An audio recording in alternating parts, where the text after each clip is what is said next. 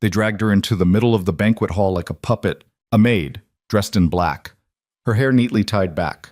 No makeup, no jewelry, no weapons. And the entire room, the gathering place of Europe's most dangerous mob bosses, burst into laughter.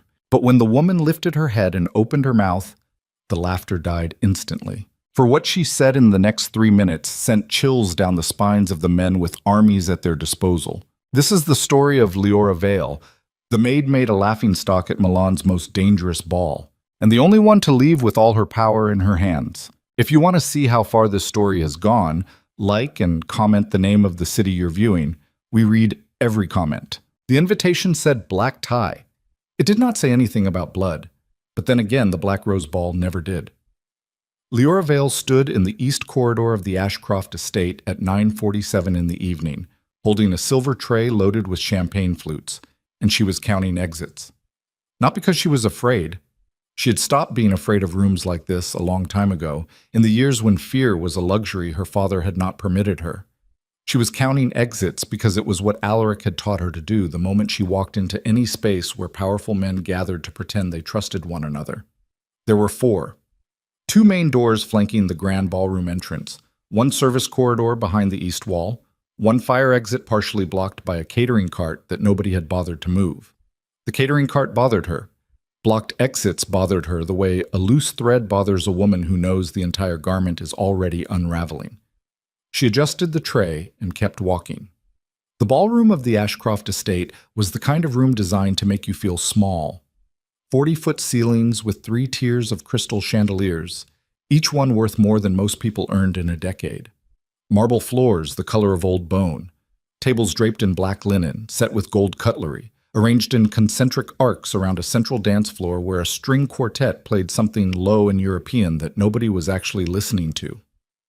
The walls were lined with floor-to-ceiling mirrors so that wherever you stood, you could see yourself reflected back from a dozen angles, each reflection a little darker than the last. There were perhaps 300 people in this room tonight. Every single one of them had done something they could be killed for. Leora moved through them like water through stone, quiet and unremarkable, eyes down, tray steady. She had been working the estate for 11 months, long enough to learn the rhythms of the household, the names of the senior staff, the specific preferences of the 31 permanent security personnel, long enough to become invisible. That was the point. Invisibility was the first weapon her father had ever taught her to use, before she was old enough to understand that it was a weapon at all. She passed a cluster of Italian men near the south bar, thick-necked and laughing too loudly, and she noted the bulges beneath their jackets. She passed 2 Eastern European women in floor-length gowns exchanging something in lowered voices, and she noted the way one of them touched her clutch twice in 30 seconds. She passed a table where 3 men she recognized from the financial newspapers, clean hands, expensive watches, the particular blankness of men who processed money without ever touching the thing it paid for, sat in careful silence, watching the room with the focused attention of people who were waiting for something to happen. She noted all of it. She noted it the way she noted everything, quietly, thoroughly, without expression. The man she was actually watching, however, was not in the room. Roman Ashcroft was on the mezzanine. She had clocked him at 9:22 when she'd carried the first round of drinks through the east entrance. He stood above the ballroom floor at the wrought iron railing, a glass of something dark in his right hand that he hadn't raised to his lips once in the 25 minutes she'd been observing him. 41 years old, according to the household records. Unmarried, no confirmed children. 4 properties across Europe, 2 in North Africa, 1 rumored in Southeast Asia that didn't appear on any official documentation. The kind of man whose real biography lived in the spaces between what was written down. He was not handsome in any conventional sense. He was too angular for that, too still. The stillness was what struck you. Most men at events like this moved with the restless energy of people who needed to be seen, circulating, glad-handing, performing their own power for one another, like dogs establishing hierarchy. Roman Ashcroft stood at that railing and watched his guests the way a man watches weather. Not with ownership, with calculation. She looked away before he could catch her looking. That was when the women found her. There were 4 of them, and they moved in the particular formation that women who have known each other for a long time and do not particularly like each other move in, a loose diamond, each one slightly turned away from the others, united only by the shared target in front of them. The one in the lead wore burgundy silk and a smile that had never once touched her eyes. Leora had seen her before. Katia Renard, daughter of Philippe Renard, one of the larger French syndicate families. 29 years old, the kind of beautiful that was mostly money. "Oh," Katia said, stopping directly in Leora's path. "The little maid." Leora stopped. She kept her face neutral. She kept the tray level. "Miss Renard," she said.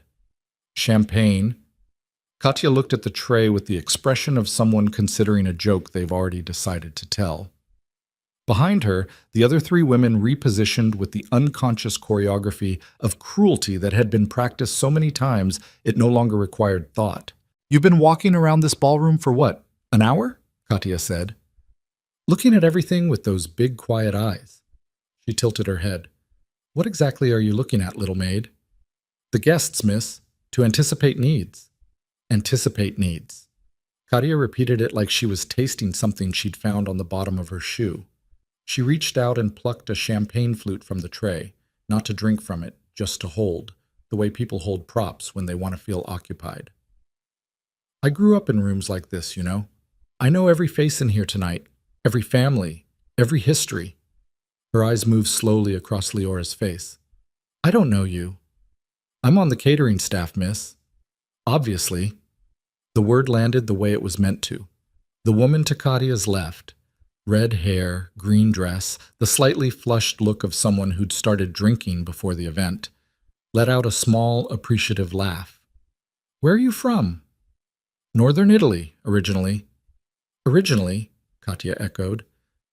"And your family?" "I don't have family."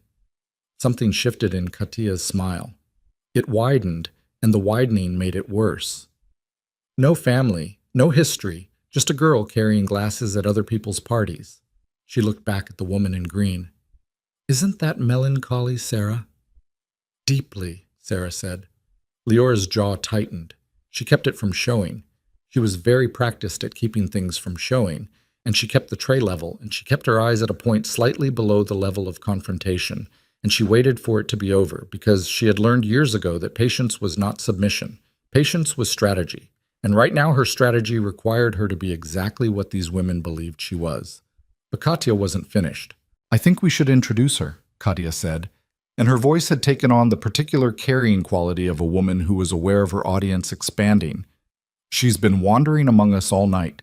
She deserves to be properly presented." The woman in green touched Leora's arm, not unkindly, which somehow made it worse, and began steering her toward the center of the room. Leora felt the shift in the ballroom around her, the way you feel a change in air pressure. The conversations didn't stop, not exactly, but they turned. The attention of 300 people did not snap to her all at once. It drifted, which was slower and somehow more complete. The string quartet kept playing.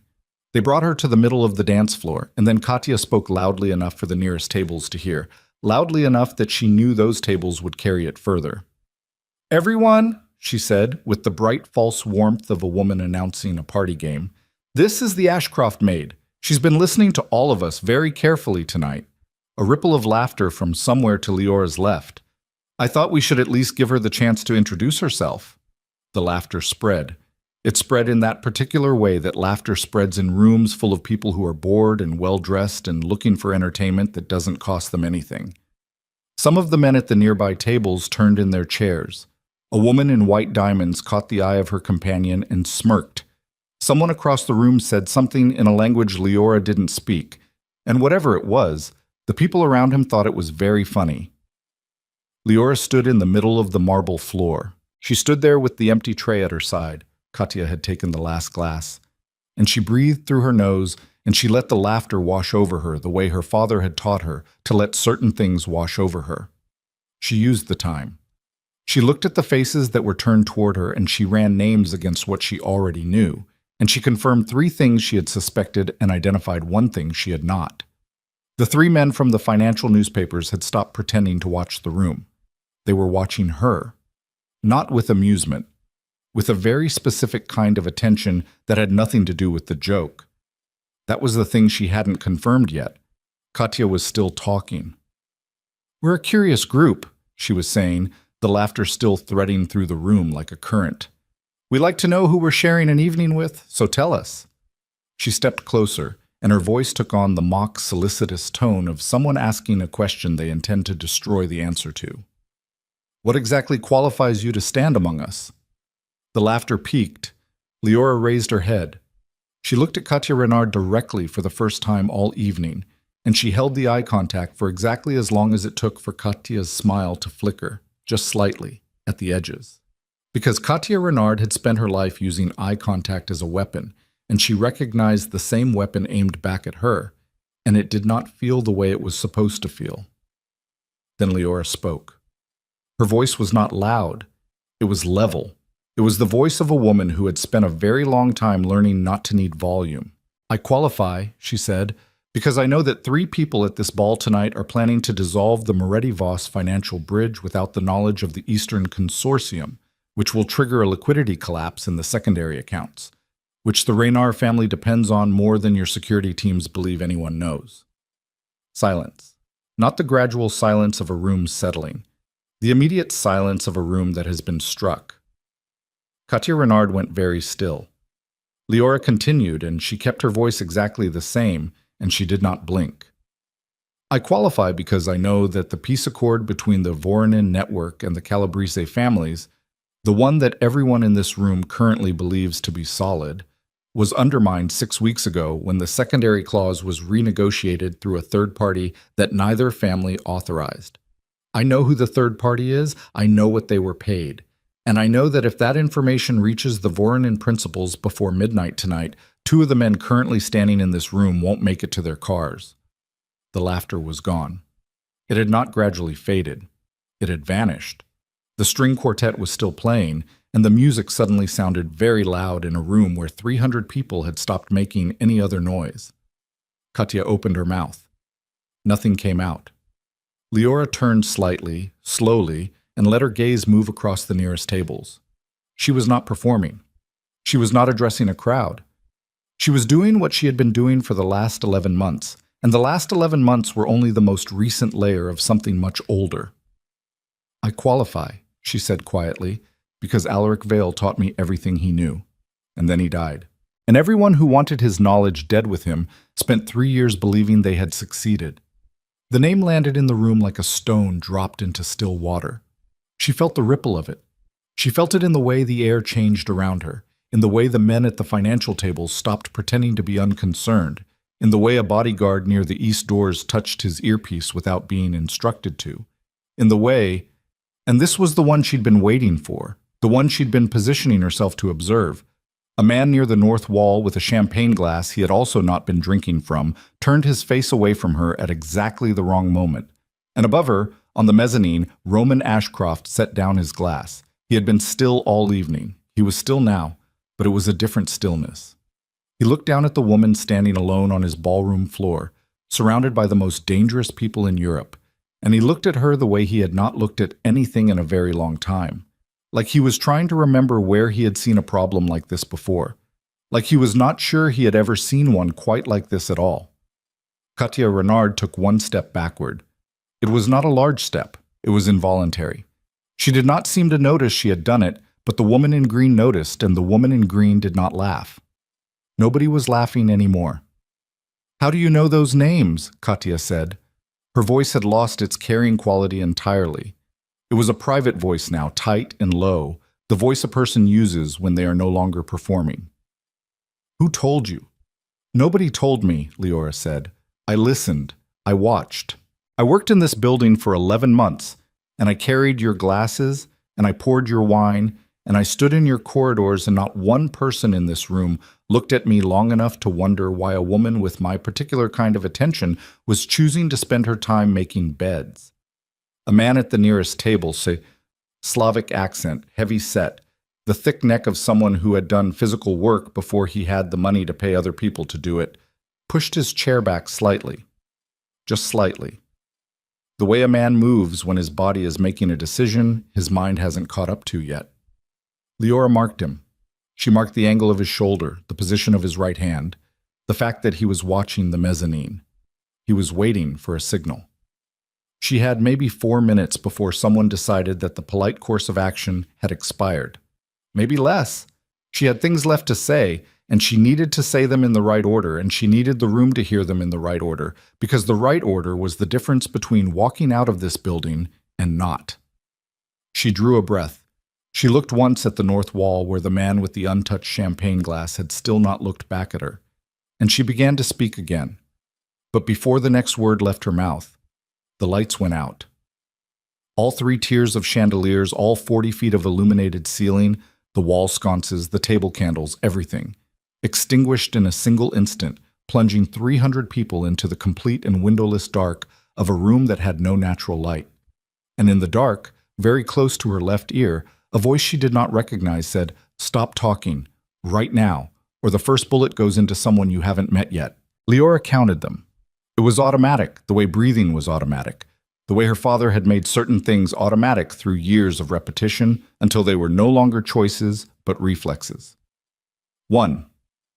The crowd noise shifted from silence to the low, confused murmur of 300 people who didn't yet know if they should be afraid. 2.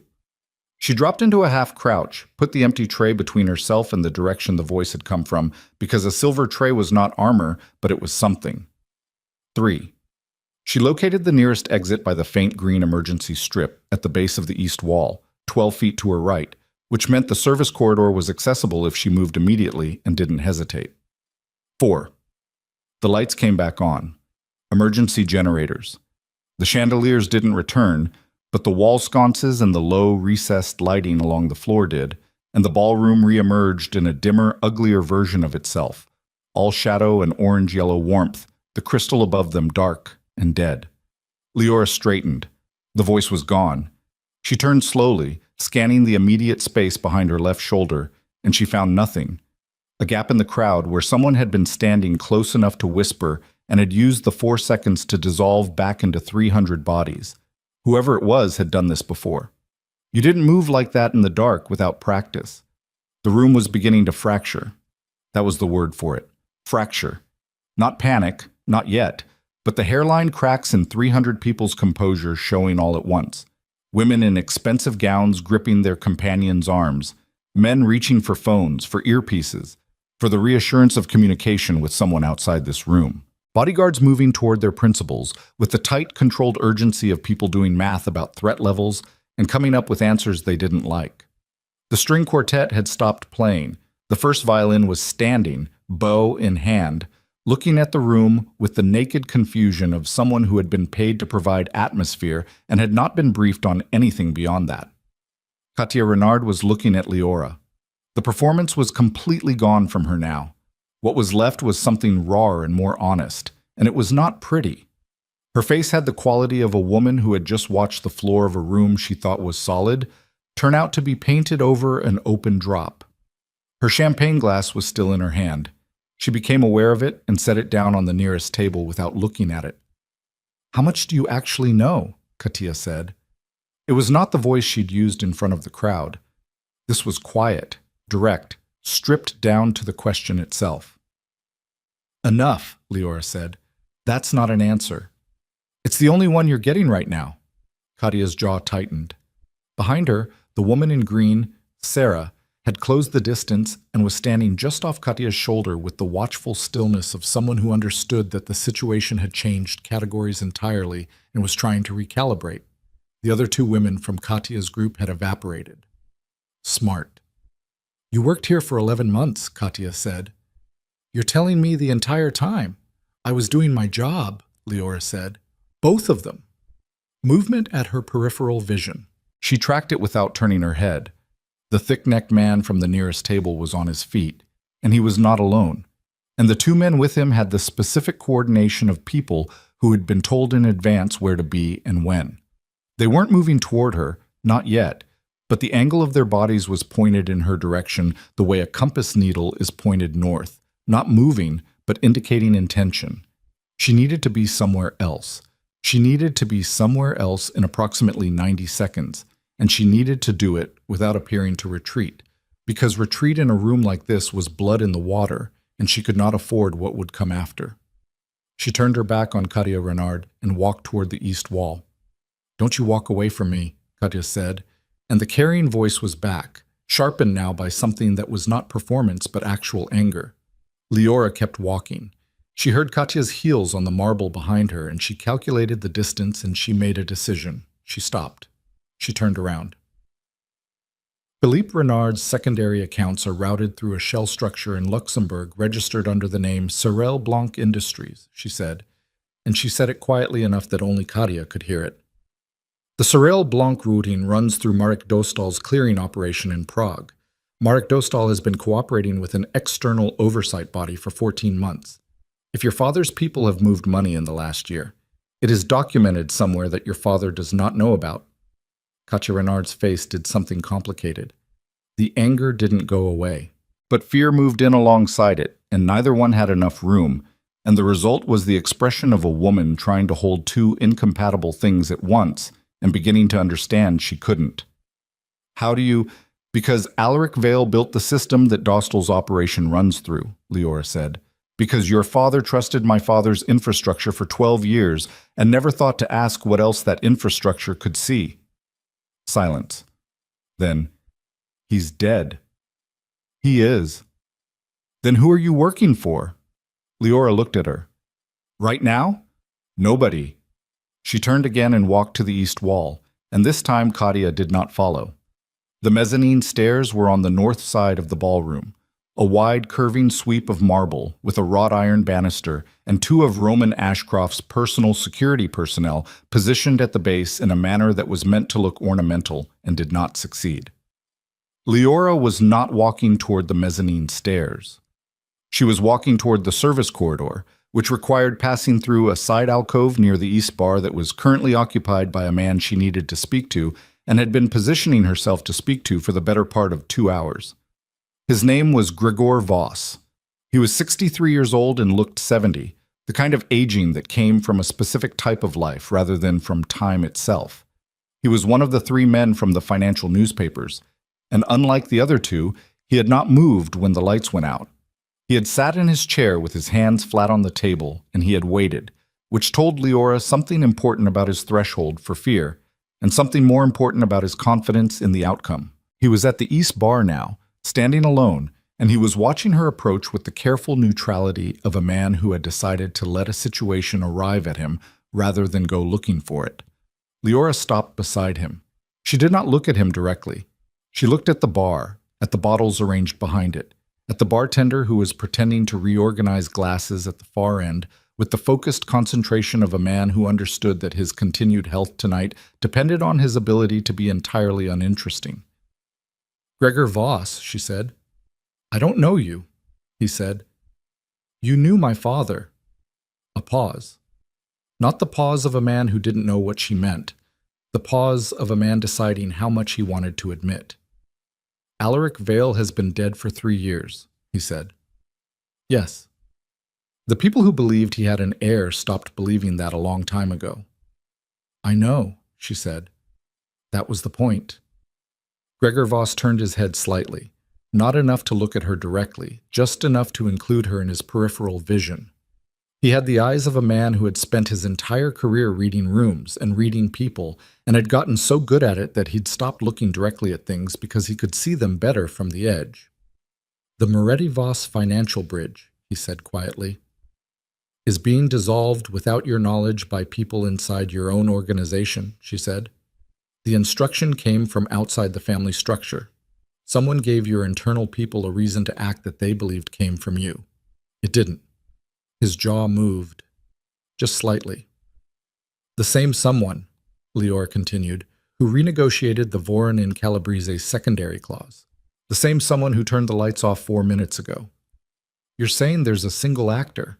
I'm saying there's a coordination that looks like several separate things and isn't." Voss was quiet for a moment. The bar was quiet. Somewhere behind them, the room was beginning to restabilize. Voices returning, the particular hum of 300 people rebuilding their composure after a fright. But it was a thinner version of what it had been before. The performance of ease with the awareness of threat underneath it now.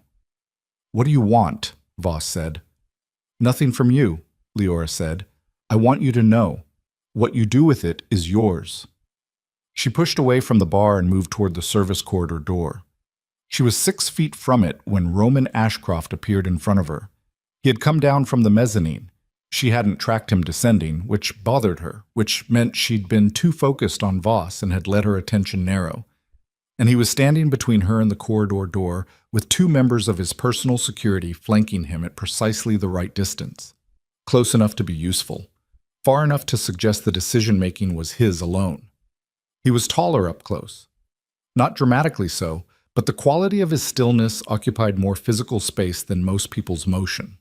He was wearing a black suit that had been made for him specifically, the kind of fit that wasn't about looking good, but about not being hampered, and his hands were at his sides and entirely relaxed, which was either genuine or was the most practiced simulation of relaxed she had ever encountered.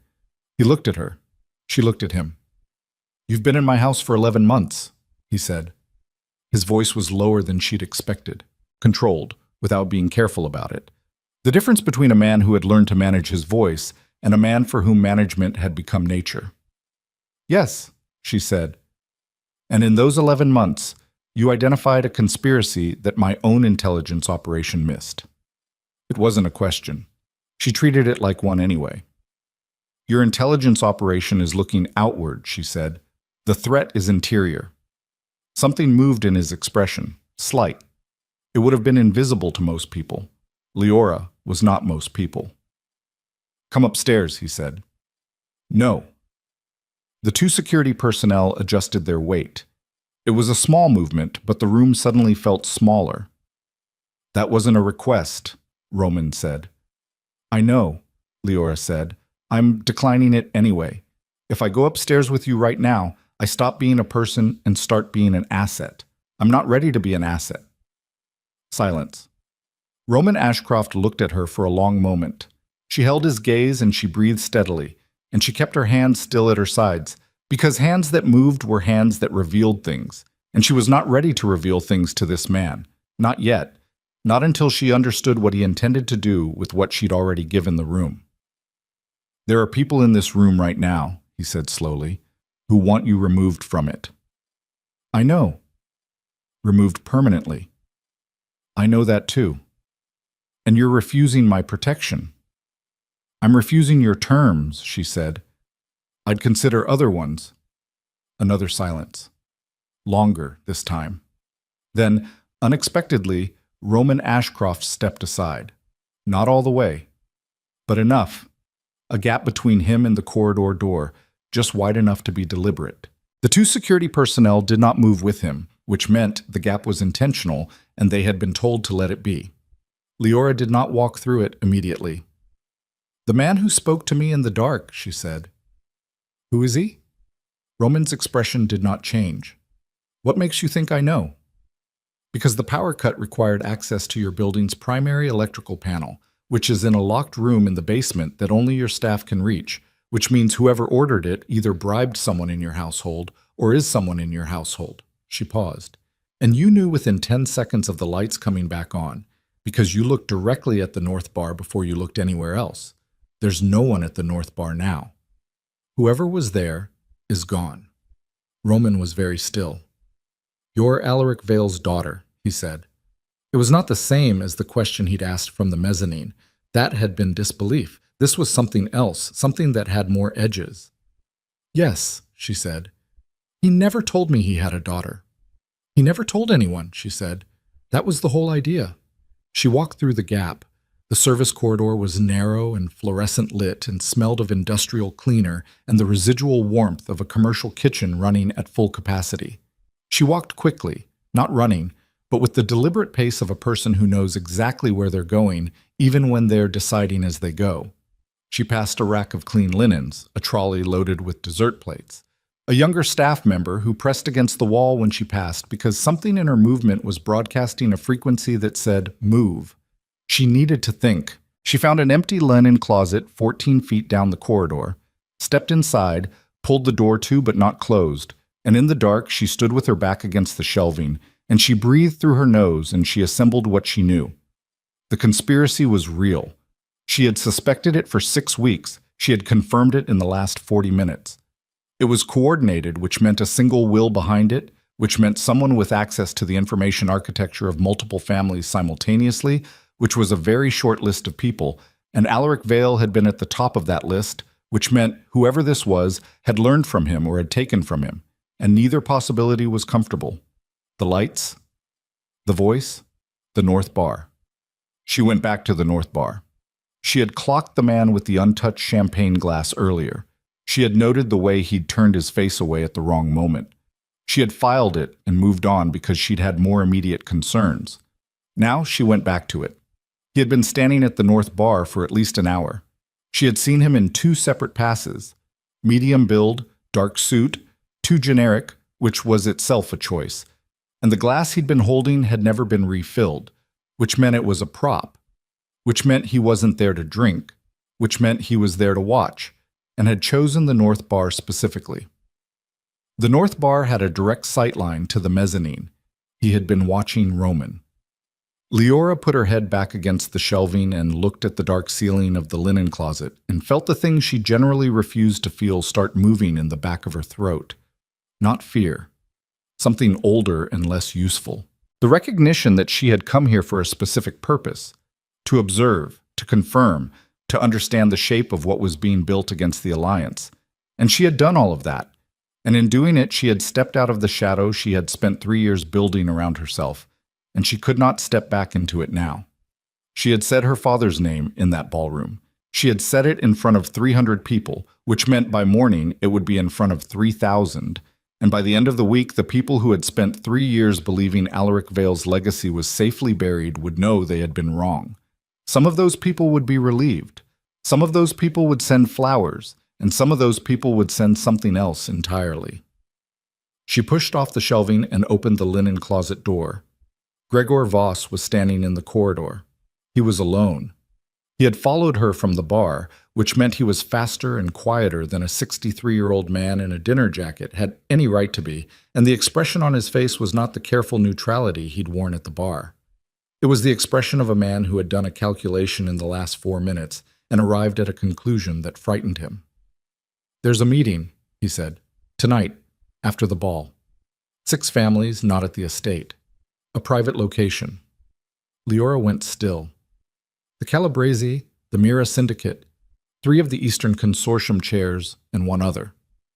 The other is the problem. He stopped. His voice dropped further. "Leora, the other is someone who should not be at that table, someone who has not been at any table in 3 years, because everyone believed he was gone, the same as everyone believed you were gone." She understood before he finished the sentence. The knowledge arrived in her chest with a physical weight. She had come here because the Alliance was fracturing. She had not come here because she'd thought it was possible. She had not let herself think it was possible. That the fracture was being engineered from the inside by someone who knew the Alliance's architecture better than anyone alive, because there was only one other person who had known it that well. And that person was supposed to be dead, the same as she was supposed to be dead. "Who?" she said, even though she already knew. Gregor Voss said a name, and the last wall Leora Vale had built between who she had been and who she was trying to become, the name was Davin Meyer.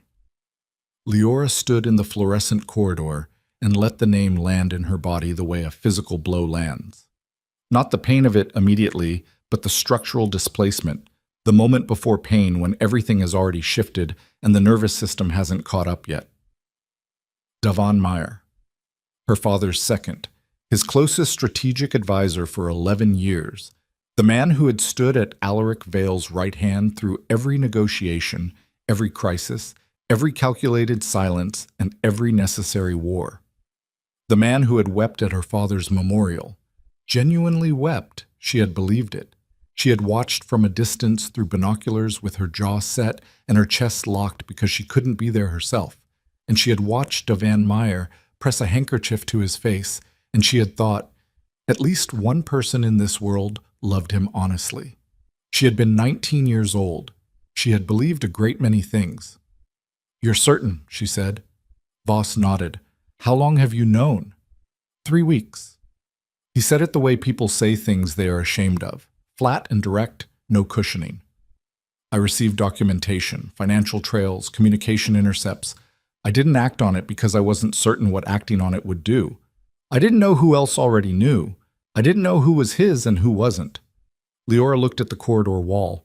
The fluorescent light above them had a faint flicker to it, a minor fault in the ballast, and it pulsed at the edge of her vision like something trying to get her attention. "You came to the ball tonight to find out," she said.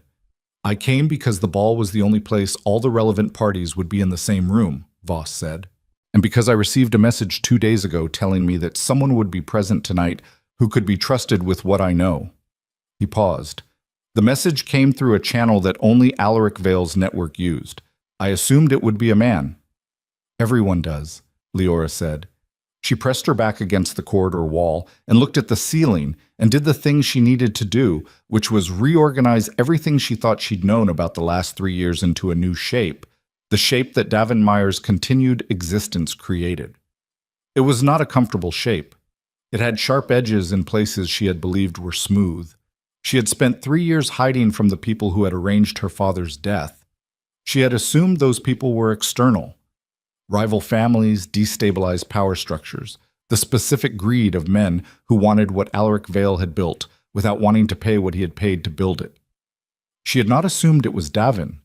She had not assumed it was Davon because she had watched him weep. She was aware, distantly, that she was angry. Not the hot, quick anger of surprise, but the cold, structural anger of someone who has discovered that a load-bearing wall was never load-bearing at all, and the entire building has been held up by nothing. "The meeting tonight," she said. "Where?" "The Volta Club, 14 minutes east of here by car." "When does it begin?" "Midnight."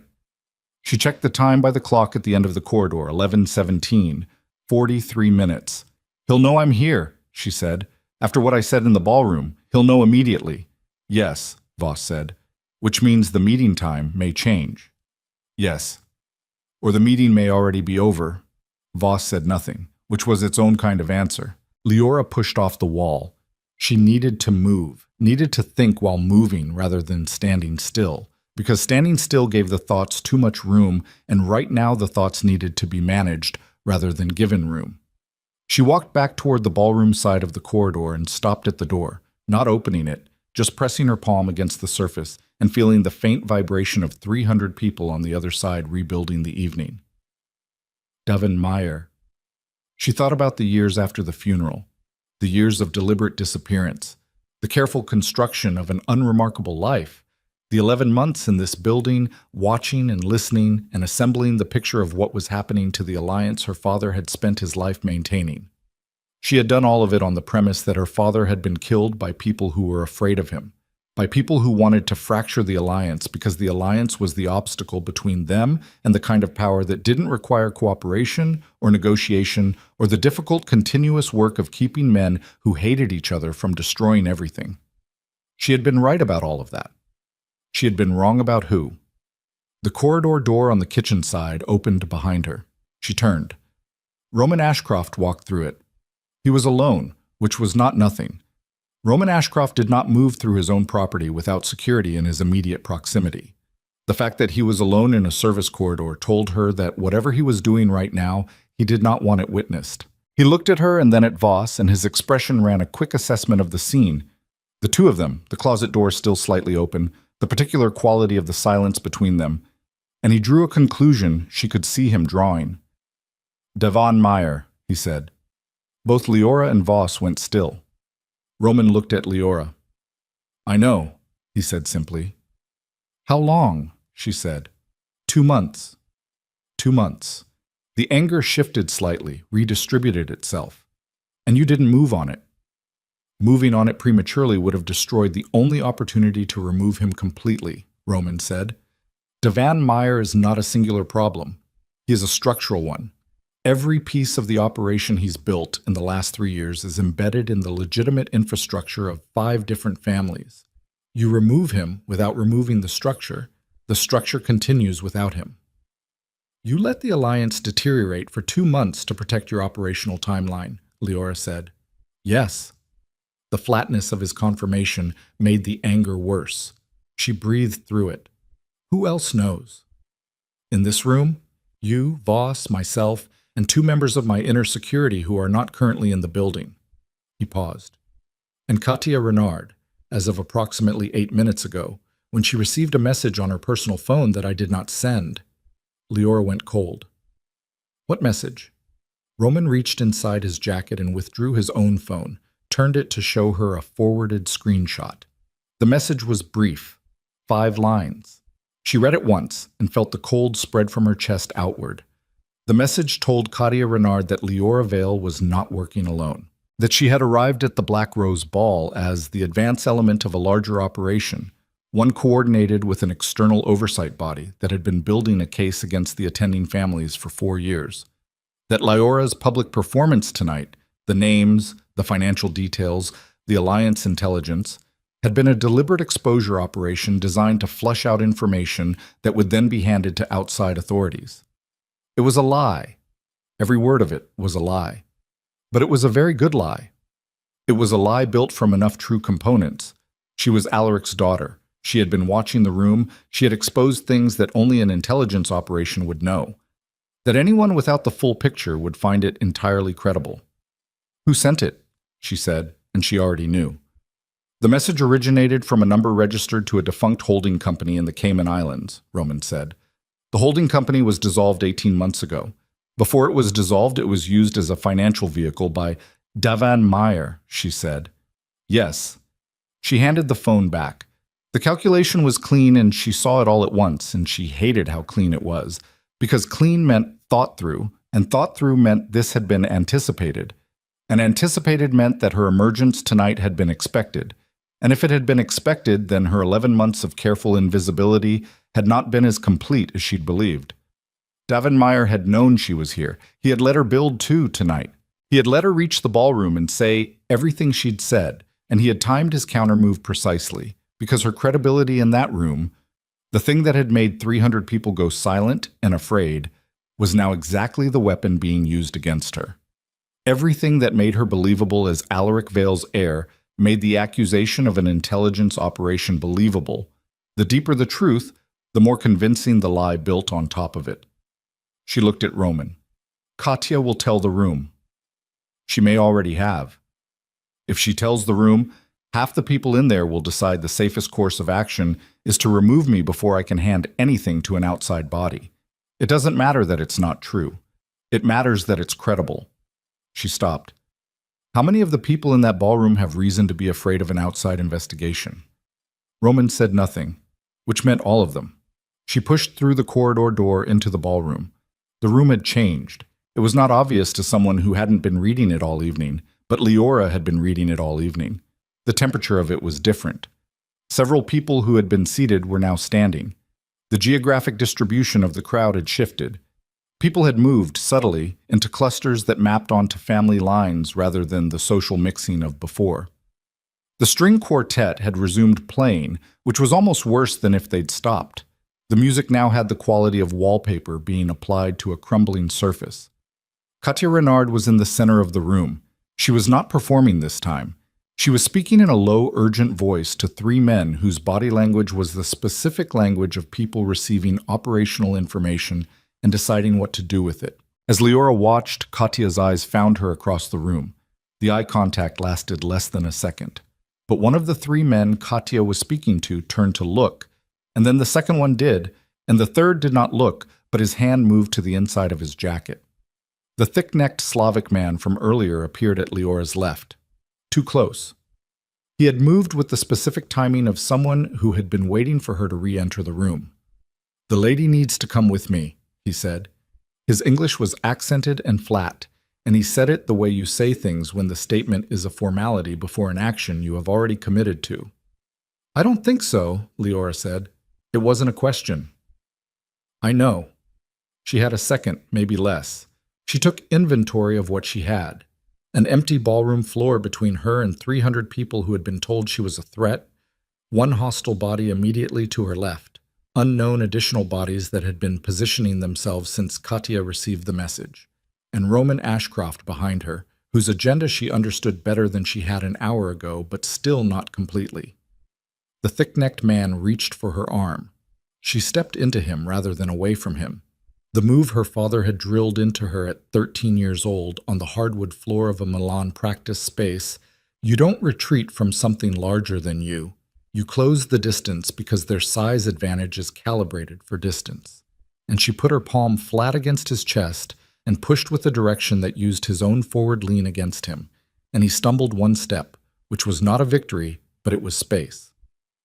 "Don't," she said, and she said it clearly and without heat, because heat was wasted. The man steadied himself. His face changed. Whatever calculation he'd been running had just delivered a different result. He reached for the inside of his jacket. The security man to Roman Ashcroft's left materialized between them with the seamless efficiency of someone who had been watching and waiting for exactly this sequence of events and had been told precisely when to step in. He did not touch the thick-necked man. He simply occupied the space, all 6'2" of him, and the thick-necked man looked at him and looked at the two additional security personnel who had appeared at the flanking positions, and the math became very clear very quickly. Roman crossed the floor. He came to stand beside Leora, and he positioned himself there the way a man positions himself when he is making a statement of association that he understands will be visible to everyone in the room and is choosing to make it anyway. The room noticed. The room noticed because Roman Ashcroft associating himself publicly with a person at this particular ball was not a neutral act, and everyone present understood the operational language of public association in this specific world. It did not resolve the situation. It complicated it, which was different. Katya Renard stared across the room. The three men she'd been speaking to had stilled. "Roman," Katya said. Her voice carried clearly. "You need to understand what she is." "I know what she is," Roman said. "The message was sent by Devon Mire," Roman said, and he said it loudly enough for the nearest clusters of people to hear, and he said it with the specific, deliberate weight of a man who has decided to end a particular kind of uncertainty. "Who is not dead, who is meeting tonight with 5 family representatives at the Volta Club, who arranged to have this room's power cut tonight to deliver a threat, and who has spent 3 years dismantling the alliance from the inside while everyone in this room assumed the alliance was intact." The silence that followed was a different species from the one Leora had created. That one had been the silence of surprise. This one was the silence of threat. 300 people with direct personal stakes in the alliance.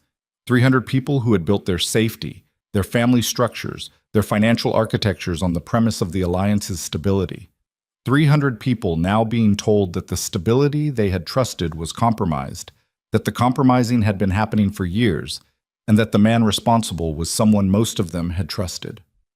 The room made a sound, not words, a collective exhalation, a restructuring of breath across 300 people simultaneously, and then the sound fragmented into voices, and the voices became quick and low, and the quick, low voices became the specific music of a room deciding what it was going to do.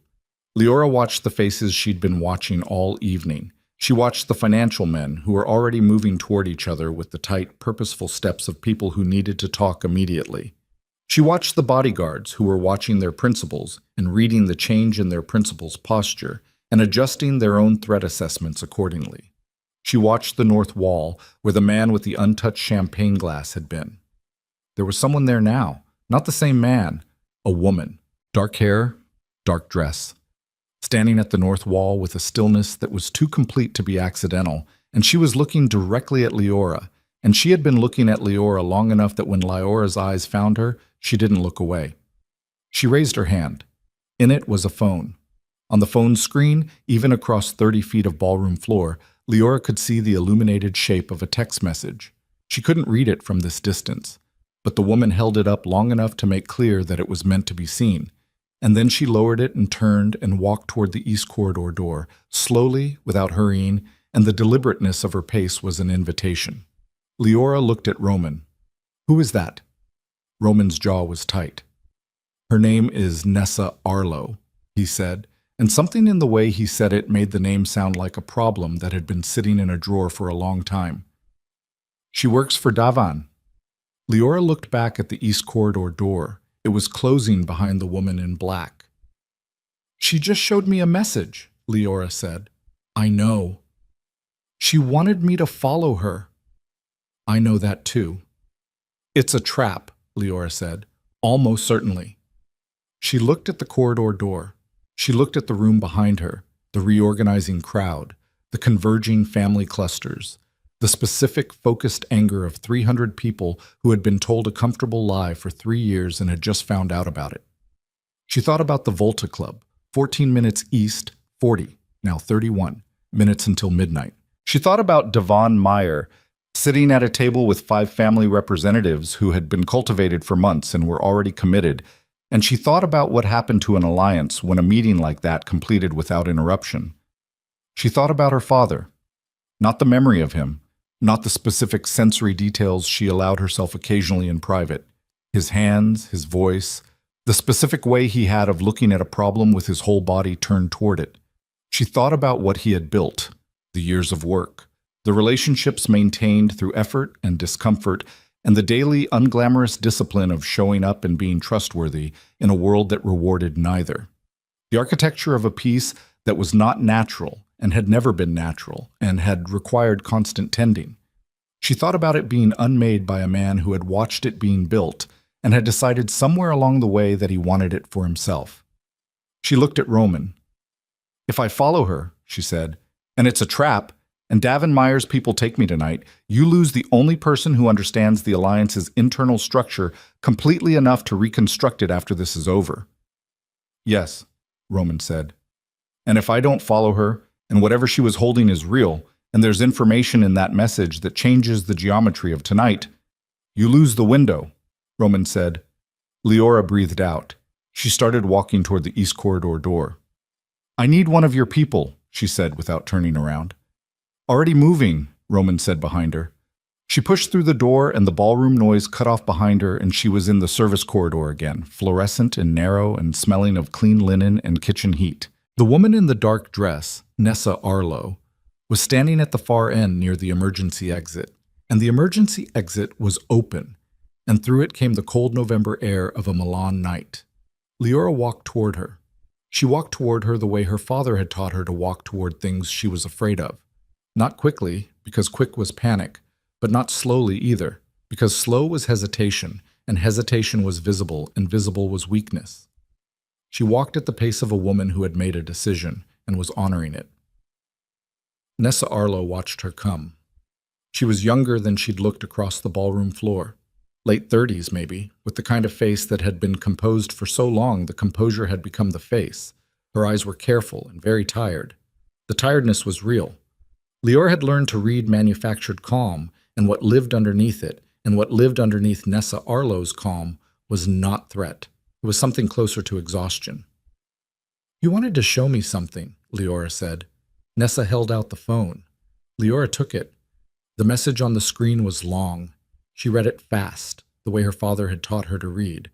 Not word by word, but in chunks, visual architecture, the shape of information before the content of it.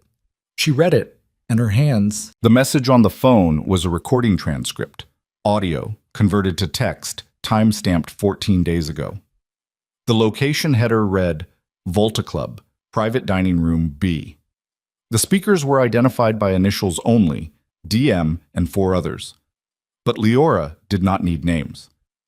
She knew the voice patterns from the word choices, the sentence structures, the specific rhetorical habits that people who spent their lives in rooms like this developed without knowing they were developing them. DM was Davin Meyer. And DM had spent 47 minutes explaining, in precise and unhurried detail, how Alaric Vale had died.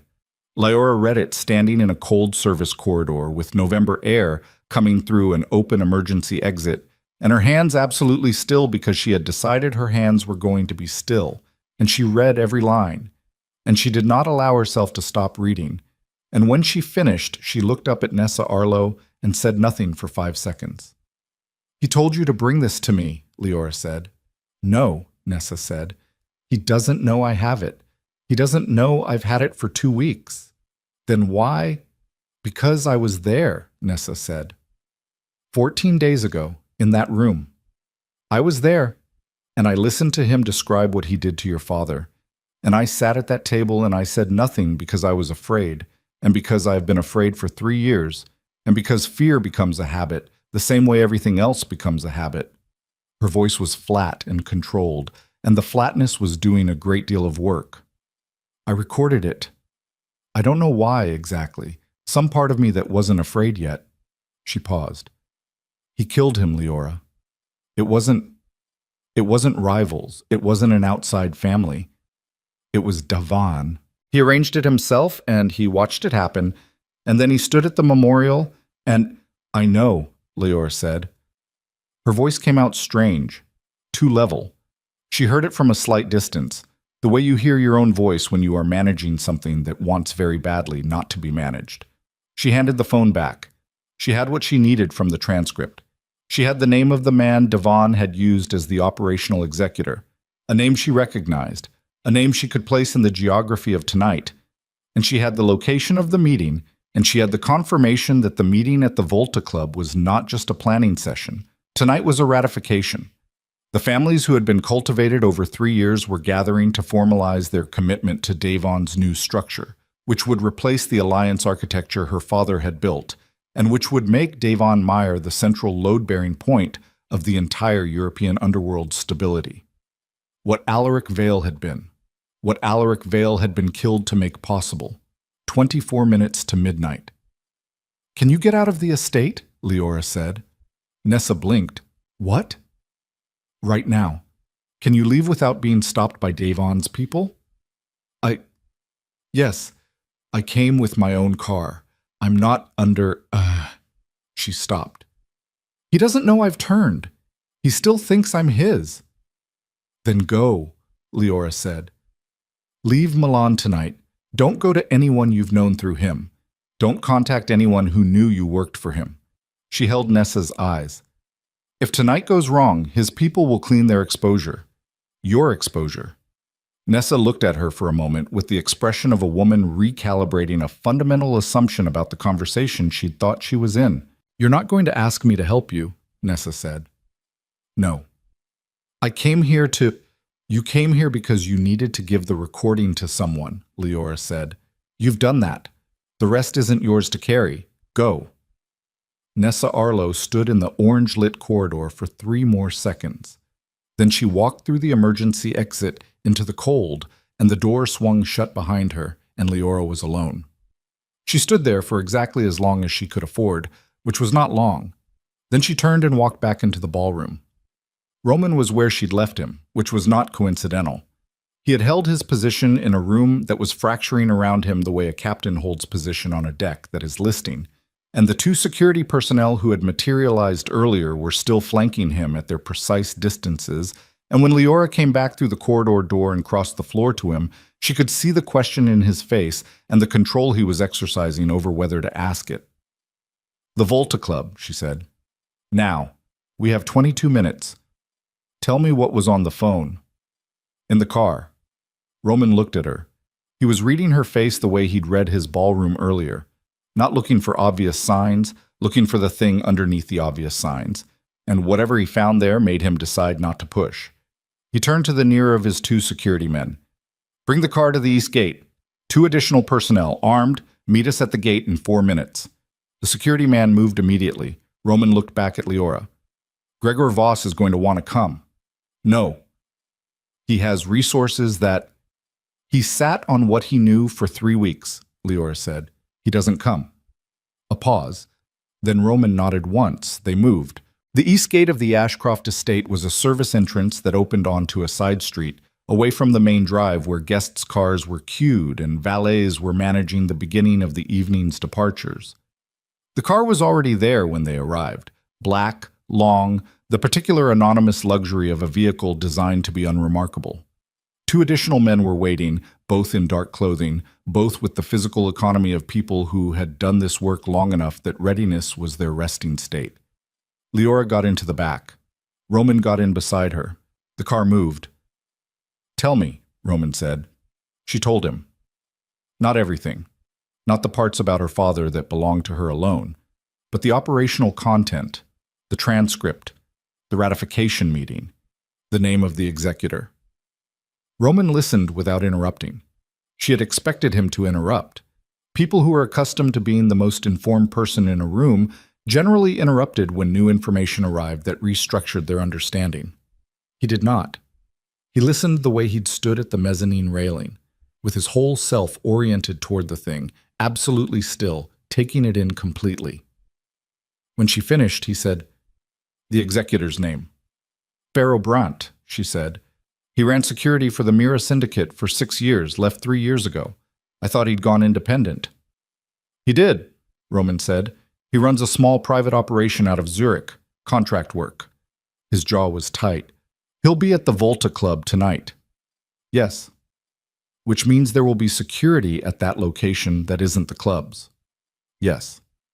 "And we have," he checked his watch, 19 minutes before whatever they're ratifying becomes ratified." 18, she said. Roman turned to the front. "How far?" 11 minutes, the driver said.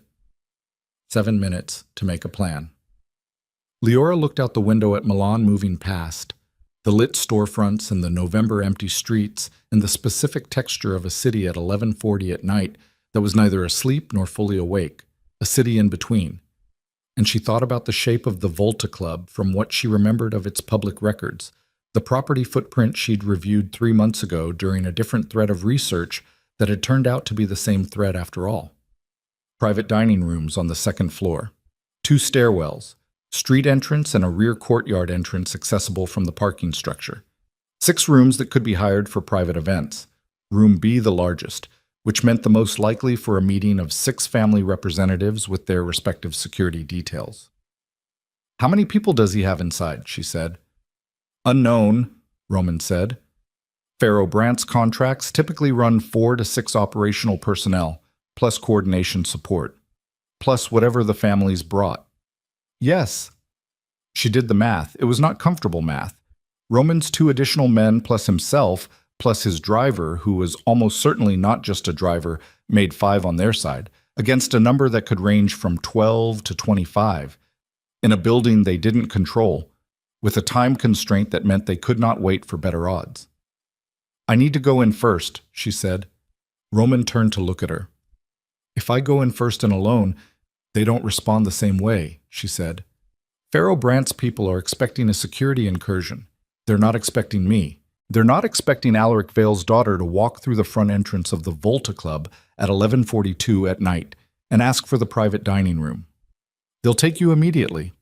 "Yes," she said, "and that buys you 3 minutes while they're deciding what to do with me instead of watching their perimeter." Roman's expression did something she hadn't seen it do before. It was not quite anger.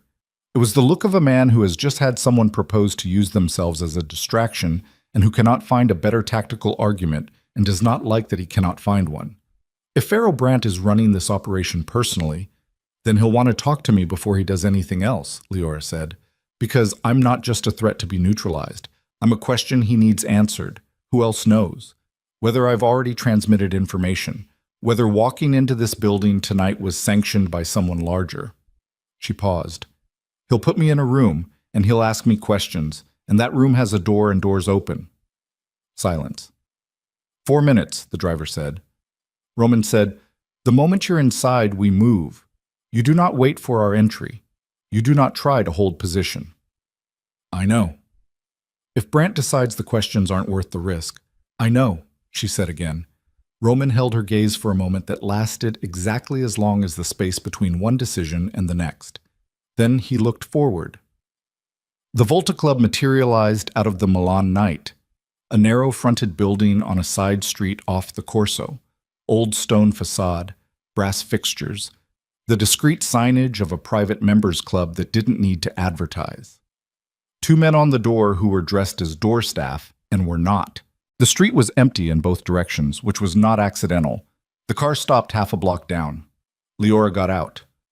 The cold hit her immediately. She was still in the black maid's uniform, no coat, and the November air was sharp and carrying the first edge of winter.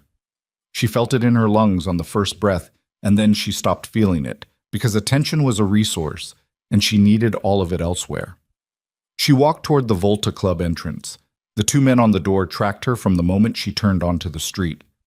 She watched them track her, and she kept her pace even, and her shoulders squared and her hands visible at her sides, because hands that were visible were hands that communicated non-threat, and non-threat was not what she was. But it was what she needed to look like for the next 40 seconds. She stopped at the entrance. The nearer man, tall, broad, the flat-eyed patience of professional security, looked at her. "Members only tonight," he said. "I'm not a member," Leora said. "I need to speak with whoever is running the private event on the second floor." A pause. The man's eyes moved to his colleague and back. "There's no private event," he said. "Tell Pharaoh Brant that Alaric Vale's daughter is at the door," she said. "He'll decide about the private event." The man held her gaze for 3 seconds. Then he lifted his hand to his earpiece. While he was talking, Leora counted. She was counting the seconds since she'd left the car. She was counting the distance back to where Roman was positioned. She was building the geometry of the next 4 minutes in the architecture of her attention, and she was breathing carefully, and she was keeping her face entirely still. 22 seconds. The doorman lowered his hand. "Come in," he said. The interior of the Volta Club was everything the exterior suggested. Dark wood, low lighting, the accumulated dignity of a building that had been old money's playground for generations. A bar to the left, empty. A coat check to the right, unmanned. A staircase ahead, carpeted in deep burgundy, rising to the second floor. 2 more men inside, one near the bar, one near the staircase, both watching her with the specific attention of people who had been told to watch for trouble and were now calibrating whether she was it. The man from the door stayed behind her, 3 behind, 2 ahead. She filed it and kept walking toward the staircase. The man near the stairs stepped forward. "Stop here." She stopped. He was thorough, professional. He moved with the efficiency of someone who had done this particular task enough times that it had become muscle memory. And when he was done, he stepped back and nodded to the man at the bar. And the man at the bar took out his phone and made a call that lasted 4 seconds. "Second floor," the stairs man said. "Room B." She climbed. The second floor corridor was narrower than the main floor, the ceiling lower, the lighting dimmer. 4 doors on each side. Room B was the third on the left, and there were 2 more men outside it, and both of them looked at her with the flat professional assessment of men who had been briefed. One of them opened the door. She walked in. The room was set for dinner that wasn't being served. A long table with 10 chairs, 5 of them occupied. The men seated were not what she had expected, not the physical force of the men downstairs, but the opposite, the particular leanness of men who had other people for the physical work. Family representatives. She clocked them quickly. Calabrese, Mira, 2 Eastern Consortium chairs, and a 5th she placed after a half-second as a Voss faction subordinate, which meant Voss had a seat at this table he had not mentioned. She filed that and looked at the 6th chair. Empty. At the head of the table, standing rather than sitting, was a man she had last seen at a funeral. Davin Meyer was 60 years old and looked 50, which was the opposite of Gregor Voss.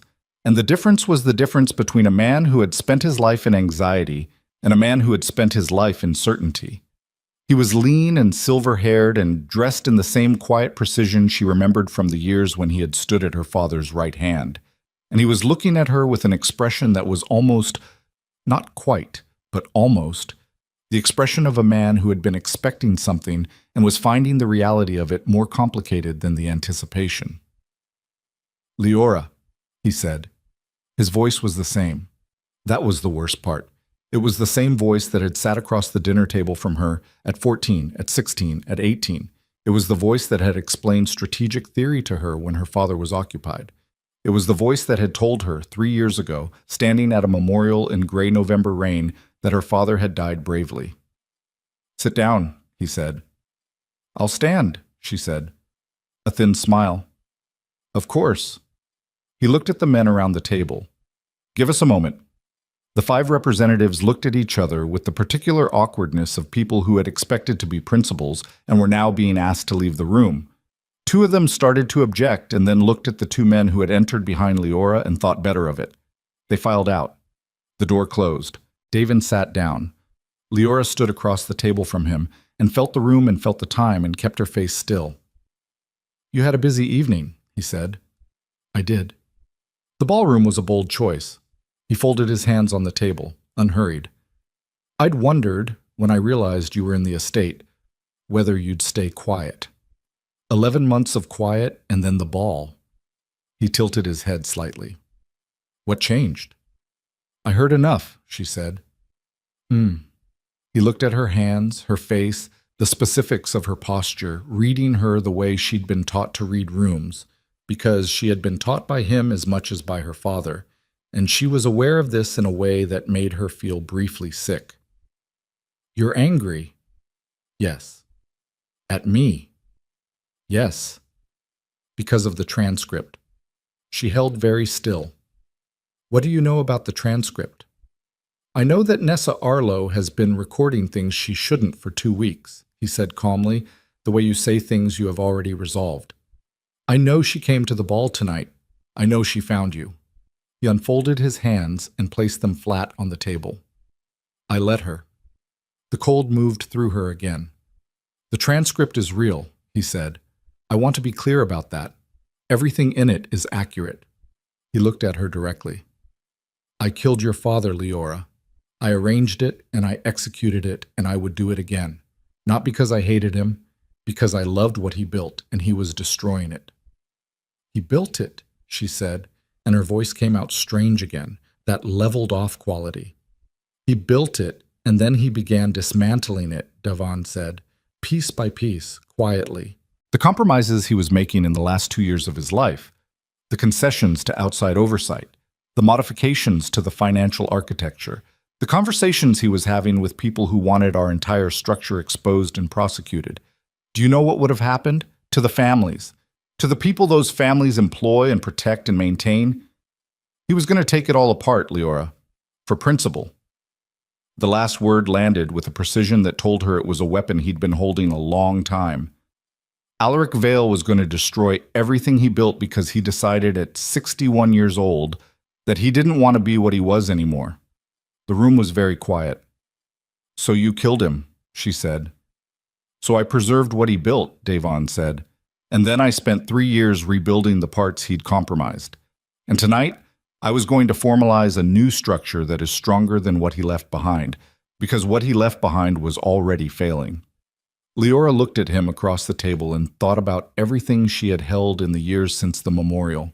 The anger she had assumed was pointed at strangers, the shape of a grief that now had to be refit around a new truth, that her father had been changing, that her father had been moving towards something she had not known about, that the man who had raised her in the structure of this world had been, in his last years, trying to leave it. She had not known. He had not told her. She did not know what to do with that yet. She set it aside. She would have time for it later, or she would not, but she could not have it now. The families outside will ratify your structure tonight, she said. Yes. And the alliance my father built becomes yours. The alliance becomes what it should have been, Devon said. Stable, unsentimental, maintained by people who understand what it costs and are willing to pay it. He looked at her with something that was almost... She refused to call it fondness, but it was something in that neighborhood. I have a seat for you, Leora. I mean that. You are your father's heir in every meaningful sense. What you did tonight in that ballroom, I didn't do it for you, she said. I know. That's why I want you. He stood. The alliance needs people who act from understanding rather than instruction. Your father understood that. It's the only thing he and I fully agreed on.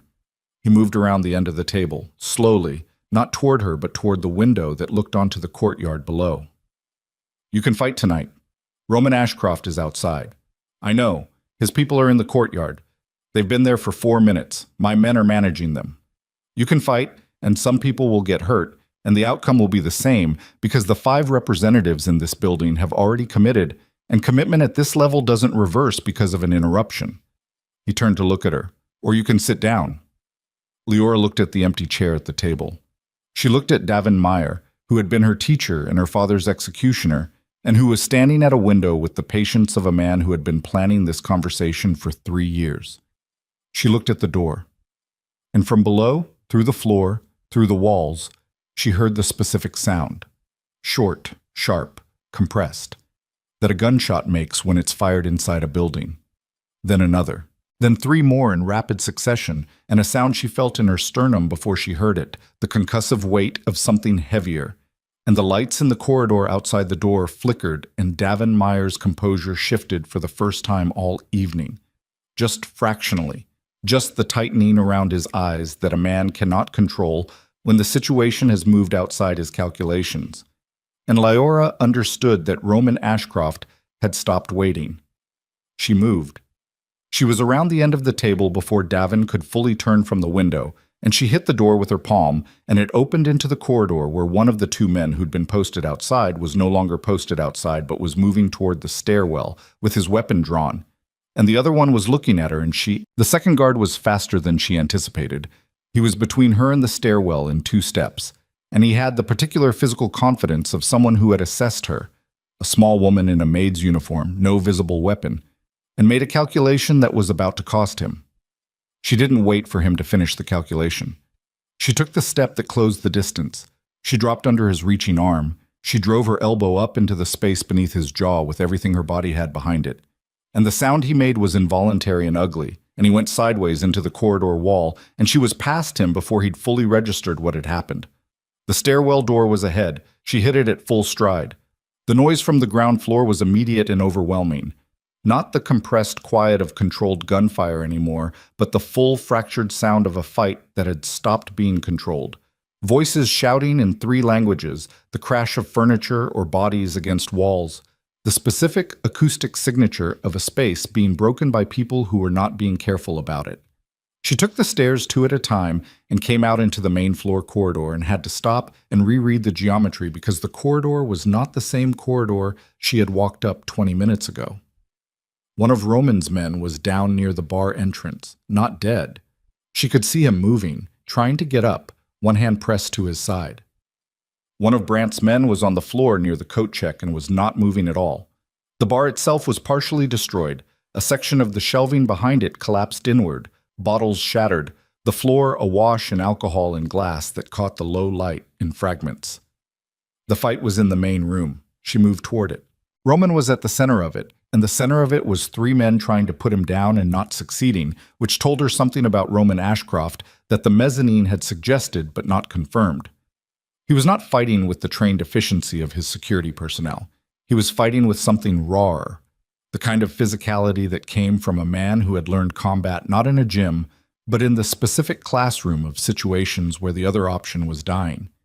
He was bleeding from a cut above his left eye, the blood tracking down his face in a dark line that he appeared to be entirely ignoring, and he had one of the 3 men by the collar and was using him as a structural obstacle against the other 2. His remaining security man, the one who'd been in the car, the one she'd clocked as more than a driver, was engaged with Pharaoh Brandt's remaining personnel near the staircase, and that engagement was tight and close, and neither party had clear advantage.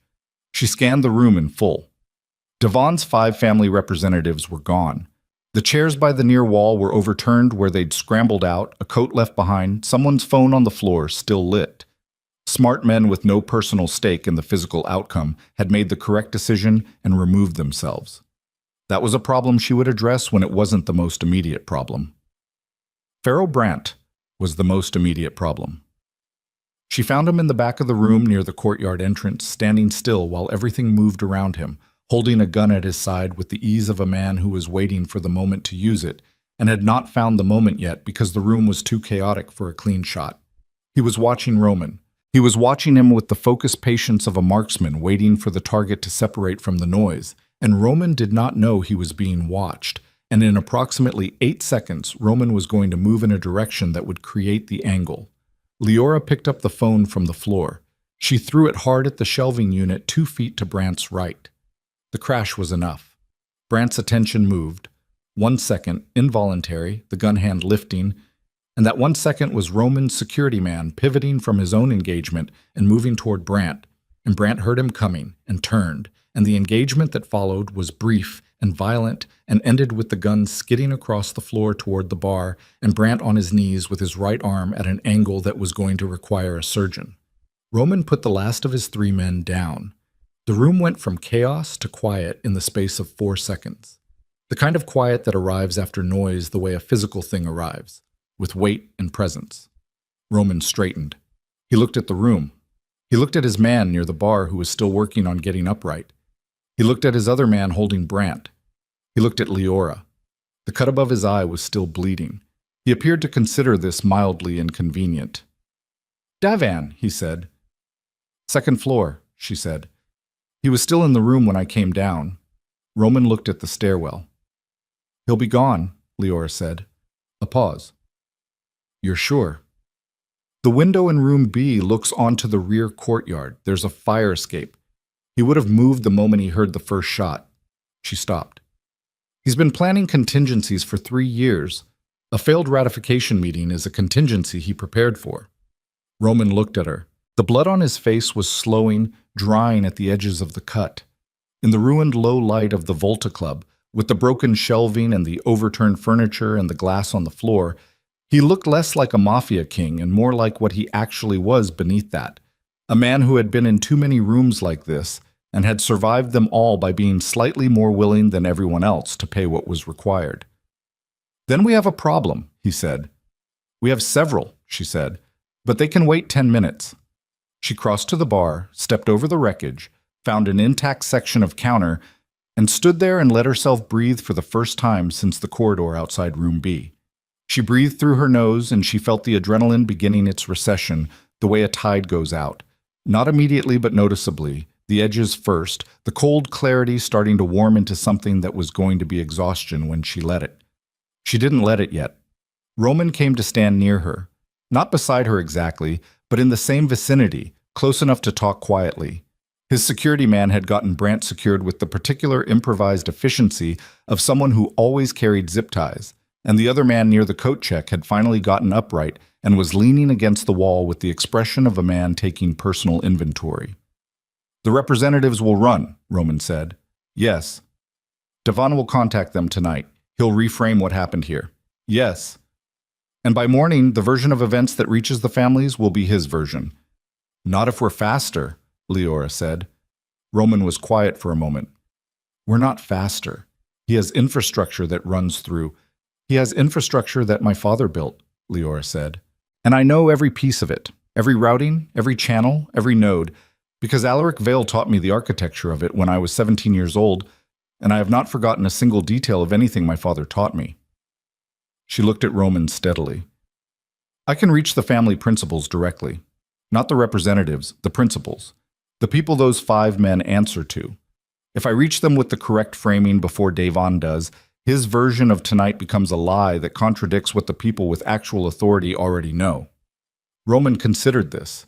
He had the quality of consideration she had noted in him all evening, the genuine processing rather than the performance of it. He was not deciding whether she was right. She was right, and he knew it. He was deciding what it meant that she was right, and what it meant about the 11 months she had spent invisible in his estate, and what it meant about the next conversation they were going to have. "We go back to the estate," he said. "Yes." "Tonight. There's no other option." He looked at her for another moment, and then he did something she had not expected. He reached up and touched the cut above his eye. Not with any particular tenderness, just checking it with 2 fingers the way you check a thing that's been bothering you. And he said quietly, without looking at her, "He told me, when I hired you, 11 months ago, a woman applied for the household staff. No family history, Northern Italian, excellent references that I later confirmed were fabricated." He paused. "He told me to hire you." Leora went still. "Davan Meyer told me to hire you," Roman said. "He called me personally. He said you were reliable and discreet and that he had worked with you previously." He looked at her now. "I assumed it was a placement, a set of eyes in my household. I had you watched for the first 3 months." The cold moved through her again, but this time it was different. It was the cold of a pattern completing. Davan had placed her, not to watch Roman. She understood immediately, with the specific clarity of a person whose mind had been trained to find the architecture behind the visible structure. Davan had placed her because he'd known she was alive, and he'd known she would eventually surface. And when she surfaced, he had wanted to know where she was. He had put her in Roman Ashcroft's house because Roman's house was the controlled environment, the surveilled ground, the location where, When Alaric Vale's daughter finally stopped hiding and started looking, Davin Meyer would know exactly where she was and exactly what she had found. He had let her spend 11 months watching him, because she was watching from inside a cage she hadn't known was a cage. And tonight, the transcript, Nessa Arlo, the recording he claimed to have allowed, had been another layer of it. Give her the information. Give her the outrage. Let her carry it into the Volta Club like a woman running toward the fire, and then offer her the chair at the table, because a Lyora Vale who had been given everything and then given a choice was a more useful Lyora Vale than one who had been simply taken. She breathed through it. She breathed through the entirety of it, the architecture of 3 years of being managed, and she felt the anger and she held it the way she'd been taught to hold things that wanted to control her, and she waited for it to become something she could use. He made a mistake, she said. Roman waited. He taught me everything he knew, she said, the same as my father did. And neither of them, accounted for the possibility that I would choose something they hadn't offered me. She pushed off the bar. We need to leave, she said. Now. The drive back to the Ashcroft estate took 12 minutes. Lior spent 9 of them on Roman's phone, using a contact directory she had accessed and memorized during her 3rd month in the estate, when she had been alone in Roman's study for 6 minutes while delivering afternoon correspondence, and had not wasted a single second of those 6 minutes. She made 4 calls. 3 connected. In each conversation, she spoke for under 2 minutes. She spoke precisely. She gave enough to be credible and held back enough to require a follow-up conversation that would happen on her terms. By the time the car turned onto the estate's east drive, the first responses were coming in. Roman watched her work and said nothing. She was aware of him watching, and she was aware that what he was watching was not the operational efficiency, or not only that. He was watching the thing underneath it. The choice she had described, choosing something that hadn't been offered, and the specific quality of what that choice looked like in practice, which was a woman on a phone in the back of a car who had just had the architecture of her last 3 years revealed as a construction and was responding to that revelation by building something else. They went inside. The estate was quieter than it had been. The ball had ended. Not concluded naturally, but dispersed, the way events disperse when the underlying certainty collapses. Guests making their exits with the careful haste of people who want to be elsewhere before any official accounting begins. The catering staff were moving through the ballroom in the systematic way of people cleaning up after something they had not fully understood while it was happening. Roman took her to his study. It was on the 3rd floor, a room she had been in 3 times during her employment, and it looked the way serious working rooms look when the person who inhabits them does actual work in them. Lived in, dense with documentation, 2 screens on the desk that were still active, a wall of files that were organized in a system that looked chaotic and was not. He closed the door. He stood by the desk, and she stood near the window, and the space between them had a different quality now than any space between them before. The ballroom, the corridor, the car. Those had all been spaces organized by urgency. This space was organized by the absence of urgency, by the first moment in hours that did not require immediate action, and the absence had weight. Devon will regroup, Roman said. Yes, he'll spend 48 hours reassessing, and then he'll move again, differently. Can we anticipate how? Some of it, she said. He'll try to rebuild the ratification through separate bilateral agreements rather than a single meeting. It's slower, but less vulnerable to the kind of interruption tonight was. She paused. He'll also try to neutralize me, not physically. That becomes too loud after tonight. He'll try to undermine the credibility of whatever I've built with the principles. Which means you need to move faster than 48 hours. Yes. Roman sat on the edge of the desk. It was the first time she had seen him do anything that was not fully controlled, and the half-seated posture had the quality of a man who was tired in a way he had been refusing to acknowledge, and was now, in the private of this room, permitting himself. The cut above his eye had stopped bleeding. It would need closing. He had not addressed it. I owe you an apology, he said. She looked at him. The night you were hired. I should have told you that Devon had recommended you. I didn't tell you because I assumed you knew you were a placement, and telling you I knew would end whatever usefulness the arrangement had. He looked at his hands. It was the correct operational decision and the wrong human one. Leora was quiet for a moment. You didn't know who I was, she said. No. So from your position, it was a standard intelligence game. Unknown asset placed by a known associate. Yes. You didn't know you were watching Alaric Vale's daughter spend 11 months surveilling the man who killed her father. Roman looked up at her. No, he said. I didn't know that. The room held the statement. Leora looked out the window at the Milan night. It was past 1 in the morning, and the city had gone to its real quiet. The quiet that had nothing to perform for, and the estate grounds below were lit by the perimeter lighting in that cold, even way that made everything look slightly unreal. She thought about her father. She allowed herself to think about him properly, which was something she rarely permitted because properly meant fully, and fully meant everything. The man who had been her teacher and her foundation and her only home after her mother died, and also the man who had spent his last years trying to find a way out of the thing he'd built, and had not told her, and had died before he could. She had not known he was trying to leave. She thought about that. She thought about what it meant that he had been changing and had not brought her with the change, had not trusted her with the change. And she did not know if that was protection or doubt or simply the specific failure of a man who was very good at strategy and not always good at the people directly in front of him. She thought, he was not perfect. She thought, I know that. I have always known that. She thought, it doesn't change what he was to me. She breathed out. Davin said something tonight, she said. He said my father was going to dismantle the alliance, that he was making compromises, having conversations with outside oversight, that he was going to take it apart. She turned from the window. Do you know if that's true? Roman held her gaze. He did not answer immediately, which was its own answer. I heard things, he said carefully. In the last year of Alaric's life, conversations he was having, directions he seemed to be moving in. He paused. I don't know how far he intended to go. I don't know if he knew.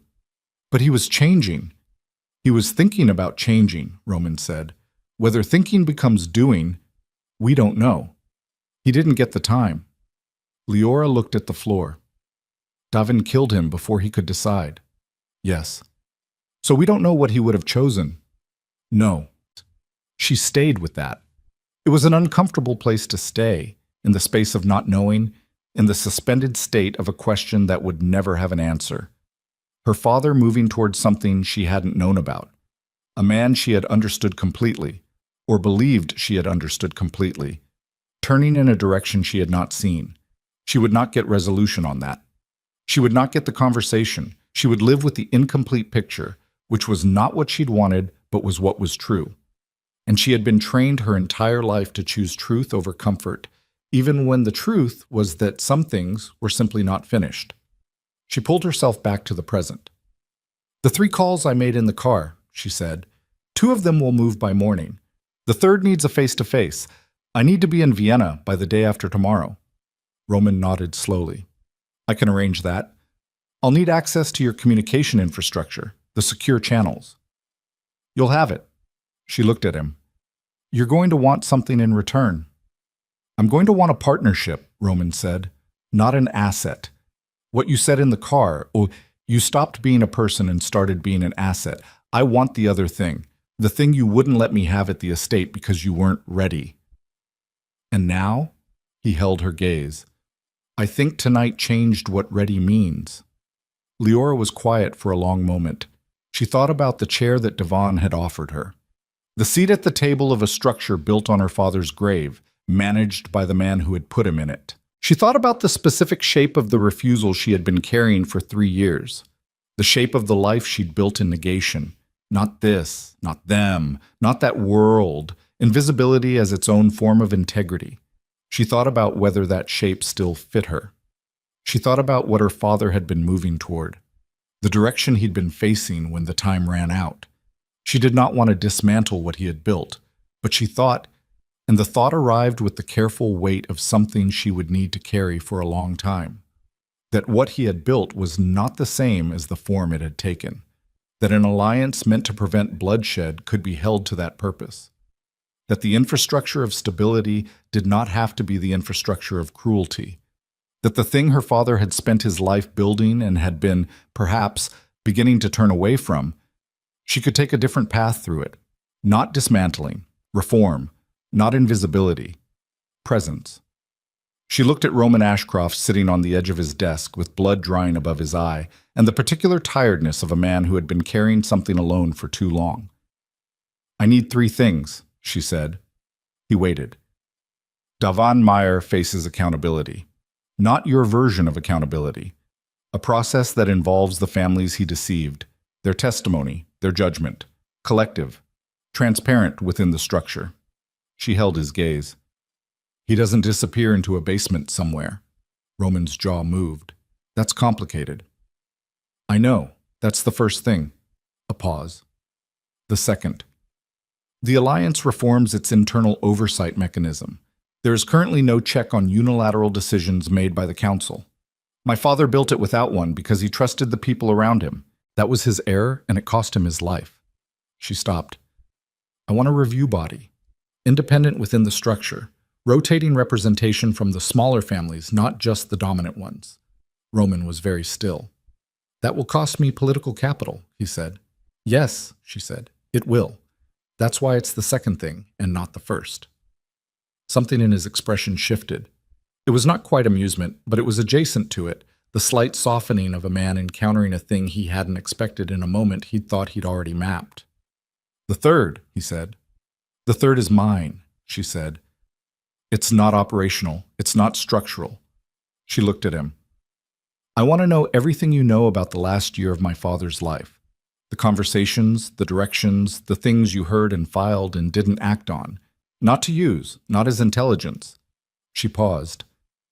I want to know who he was becoming. Before Devon took the time. The room was very quiet.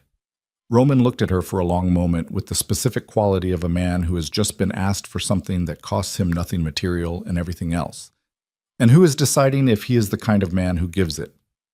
All right, he said. Not with ceremony? Not with the performance of significance. Just, all right, clean and direct and meaning it. Leora breathed out. She turned back to the window. Milan below, the cold, clear night, the lights of a city that had no idea what had happened in its buildings tonight. 300 people who would wake up tomorrow and understand that something had shifted, that the ground beneath a very specific kind of world had moved, and that the person who had moved it had been carrying champagne flutes 12 hours earlier. She thought about invisibility. 11 months of it. 3 years before that. The long, careful construction of a self that could not be found, could not be used, could not be hurt by the thing that had already hurt it. She thought, that's done now. Not with grief? Not exactly. With the particular finality of a door closing on a room you have lived in long enough that leaving it is both a loss and a relief.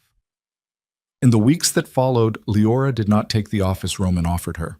She did not accept the title or the formal position or the seat on the council because titles and positions were shortcuts that other people used to understand where you stood, and she did not need other people to understand where she stood through shortcuts. She worked from 3 different locations across 2 countries, and she worked in the same way she had always worked, which was thoroughly and without announcement. Davan Meyer was found at a private residence outside Lugano 11 days after the Black Rose Ball. He was brought before a meeting of 7 family principals in a location that did not appear in any documentation. Leora was present. She sat at the far end of the table, and she watched, and she said very little, because she had said most of what needed to be said in a series of written communications over the preceding week that laid out the evidence with the organized precision of someone who had been taught to construct arguments that could not be walked back from. She looked at Davan once, near the end of the proceedings, when the outcome had become clear and the room had moved past the stage of deciding and into the stage of acknowledging what had been decided. He looked back at her. There was no apology in his face. She had not expected one. There was perhaps something like recognition, the expression of a man who had underestimated a specific variable and was honest enough with himself to acknowledge the underestimation. He had thought she would take the chair.